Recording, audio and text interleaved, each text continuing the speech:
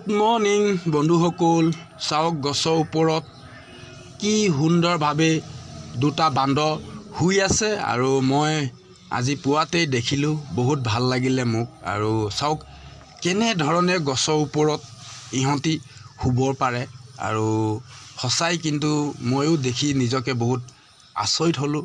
চাওক আপোনালোককো দেখাই দিছোঁ, দুটা বান্দৰ এনেধৰণে গছৰ ওপৰত মানে ডালিত ধুনীয়াকৈ বহি আৰু কি ধুনীয়াকৈ শুই আছে। মানে মই অলপ ভিডিঅ' কৰিলোঁ আৰু তেতিয়ালৈকেও সিহঁতি গম পোৱা নাছিল আৰু মই যেতিয়া ভিডিঅ' কৰি হৈছে মই তেতিয়া মানে হুলস্থুল কৰি দিছোঁ আৰু তেতিয়াহে সিহঁতি সাৰ পাইছে। সঁচাই কিন্তু মোক বহুত ভাল লাগিলে আজি এনেকুৱা এটা দৃশ্য দেখি। আপোনালোকে কি ক'ব কমেণ্ট কৰি